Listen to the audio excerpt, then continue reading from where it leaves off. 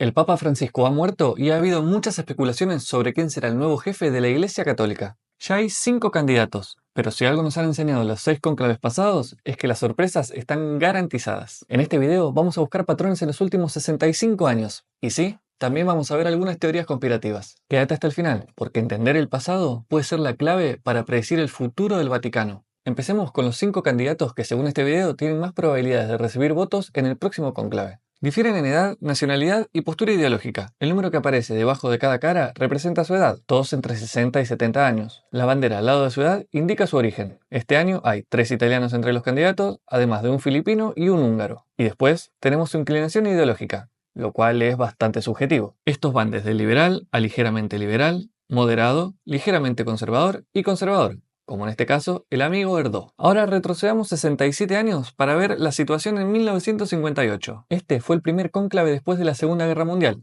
y se dio tras la muerte del Papa Pío XII. Antes de convertirse en Papa, Pío XII había pasado la mayor parte de su carrera como diplomático, llegando a ser secretario de Estado del Vaticano y luego Papa. Generalmente, estos tienden a destacar en una de dos áreas: ser diplomáticos fuertes, es decir, buenos líderes globales y representantes de la Iglesia en el mundo, o ser pastores fuertes centrados en cuidar a la Iglesia desde adentro. Cuando un papa suele inclinarse fuertemente hacia uno de los lados, su sucesor suele ser elegido por su fortaleza del otro lado, para mantener un cierto equilibrio. Dado que Pío XII había sido un papa muy diplomático, el cónclave de 1958 se centró en elegir a un papa más pastoral. El principal candidato liberal en ese momento era el cardenal Lercaro, de 67 años, arzobispo de Bolonia, pero la mayoría lo consideraba demasiado liberal. Por otro lado, el principal candidato conservador era el cardenal Siri, de 52 años, arzobispo de Génova, pero se pensaba que era demasiado joven, especialmente considerando que el papa anterior había reinado casi 20 años, un periodo largo para un papa, y generalmente la iglesia no suele querer dos papas con reinados largos consecutivos. Debido a estos factores, ni Lercaro ni Siri lograron suficiente apoyo en las primeras rondas de votación, y así la atención se desplazó hacia candidatos más moderados. Uno de ellos fue el cardenal Agashanian, aunque elegirlo habría sido altamente inusual, ya que no pertenecía a la iglesia latina principal porque era el patriarca de Cilicia, o sea, jefe de la iglesia católica armenia. Cabe declarar que para este momento hacía más de 400 años que no se elegía un papa no italiano, y más de 1000 que había sido elegido uno fuera de Europa Occidental, por lo que elegir a Agashanian habría sido un movimiento peculiar, digamos. La otra opción moderada era el cardenal Roncalli, patriarca de Venecia.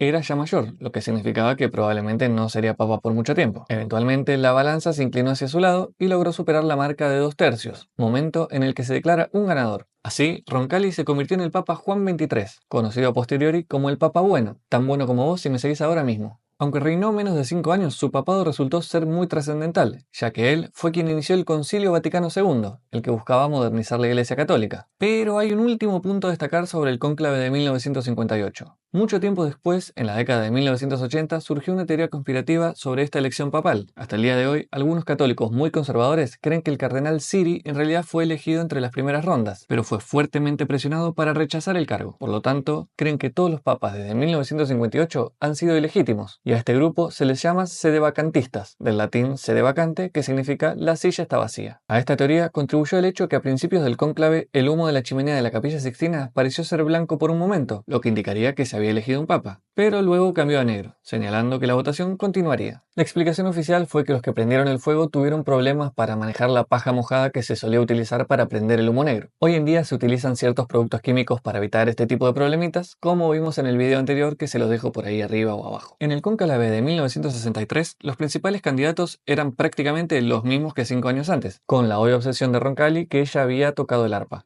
En su lugar, el cardenal Montini, arzobispo de Milán, entraba ahora en escena, y que en el cónclave anterior ya había recibido algunos votos. Esta elección era especialmente importante porque el Concilio Vaticano II todavía no había concluido, por lo tanto correspondería al nuevo papa decidir si continuar la misma dirección o revertir el curso. Una vez más, Lercaro era considerado demasiado liberal, Siri demasiado conservador y Agashanian demasiado armenio. Por lo tanto, Montini se convirtió esta vez en la opción obvia, y solamente fueron necesarias 5 rondas de votación para que fuera elegido como papa, a diferencia de las 11 del cónclave anterior.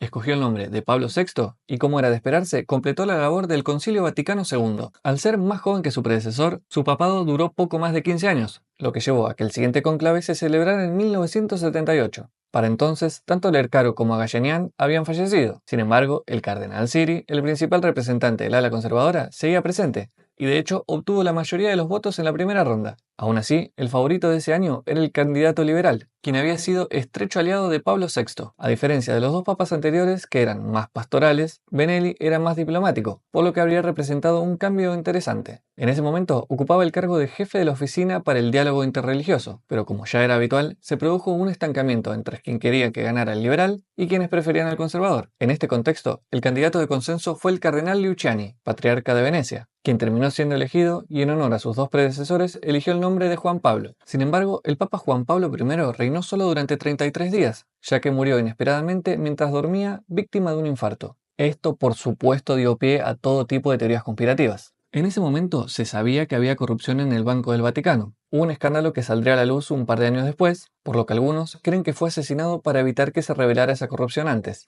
Otra teoría señala que habría sido eliminado por sectores liberales, ya que supuestamente tenía la intención de restablecer la misa tradicional en latín, que había sido reemplazada tras el Concilio Vaticano II por servicios en lenguas locales. Así que, aunque ya se había celebrado un cónclave en agosto de 1978, fue necesario un segundo en octubre de ese mismo año. El principal candidato del ala liberal era el cardenal Benelli, arzobispo de Florencia, aunque bastante moderado. Por lo tanto, la elección se reducía principalmente a Benelli y Siri, quien ahora tenía su cuarta oportunidad de ser elegido. Pero como ya habíamos visto antes, se produjo un nuevo bloqueo entre ambos bandos, lo que llevó a la necesidad de encontrar un candidato de consenso. Este resultó ser el cardenal Wojtyła, un hombre bastante joven y de tendencia conservadora originario de Polonia. Escogió el nombre de Juan Pablo como su predecesor y así se convirtió en el Papa Juan Pablo II. Juan Pablo II fue el primer papa no italiano en 455 años, y como comenzó su papado a los 58 años y vivió hasta los 84, terminó teniendo un pontificado muy largo, alrededor de 26 años y medio, el segundo más largo de la historia,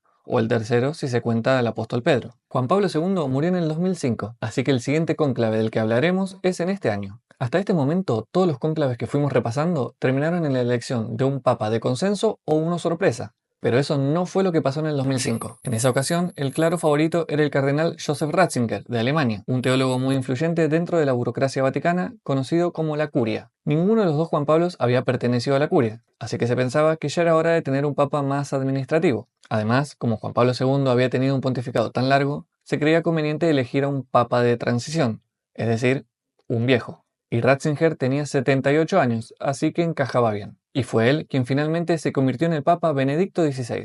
Si el pontificado de Juan Pablo II no hubiera sido tan largo, el cardenal Martini, de tendencia más progresista, podría haber sido elegido en su lugar, pero para el 2005 ya sufría Parkinson, lo que probablemente afectó sus posibilidades. El cardenal que recibió la segunda mayor cantidad de votos fue Jorge Bergoglio de Argentina. Lo más notable del siguiente cónclave, el del 2013, fue que no se debió a la muerte de un papa. De los 265 papas hasta el momento, solo 5 habían renunciado de forma definitiva. Benedicto XVI fue el sexto en hacerlo, y el primero en casi 600 años. Su renuncia fue por motivos de salud, aunque también hubo varias teorías de conspiración que salieron después. Pero ¿quiénes eran los principales candidatos en ese 2013? Se mencionaron muchos nombres en los medios, como el cardenal Schönborn de Austria y el cardenal Turkson de Ghana, que habría sido el primer papa negro de la historia conocida. Pero al fin, los tres que recibieron más votos fueron los dos conservadores, el cardenal Hulé de Canadá y el cardenal Scola de Italia, y un liberal, el cardenal Bergoglio de Argentina, que ya había quedado en segundo lugar la vez anterior. Generalmente, los candidatos que han fracasado en elecciones anteriores rara vez son elegidos en su segunda oportunidad, así que nadie esperaba realmente que Bergoglio ganara, pero lo hizo y se convirtió en el Papa Francisco, el primero en usar ese nombre.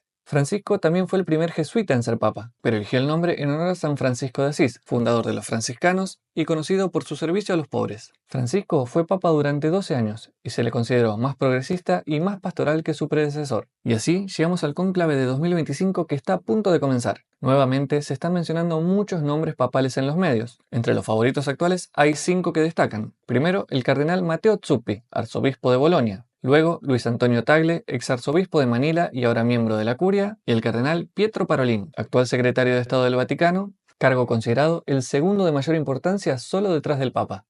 A estos tres se los considera más bien liberales. Del lado conservador está el cardenal Pierbattista Pizzaballa, más italiano que la pasta con ketchup, actual patriarca latino de Jerusalén. Por último, tenemos a Peter Erdő, arzobispo de Budapest. Como ves, hay 3 italianos con muchas posibilidades este año, y no ha habido un papa italiano desde 1978, así que tal vez este sea el año en que el papado vuelva a su lugar habitual, o quizás continúe alejándose de él. Si Tagle, por ejemplo, fuera elegido, tendremos al primer papa no blanco en ser proclamado papa, lo que podría reflejar el crecimiento del catolicismo en Asia y África mientras disminuye en Europa. ¿Pero será este el año? Según los últimos 6 cónclaves, el patrón más evidente es que los candidatos de los extremos rara vez son elegidos. Esto hace poco probables las candidaturas de Zuppi y Erdó. Además, los nuevos papas suelen ser un contraste del anterior. Tagle es visto como una especie de versión asiática de Francisco, muy pastoral, y por lo tanto quizás sea demasiado parecido como para ser elegido. Tanto Parolin como Pizzaballa tienen perfiles diplomáticos, así que probablemente la elección esté entre ellos. Parolin sería la opción más obvia, pero como hemos visto, los favoritos rara vez ganan. Hay un dicho en el Vaticano: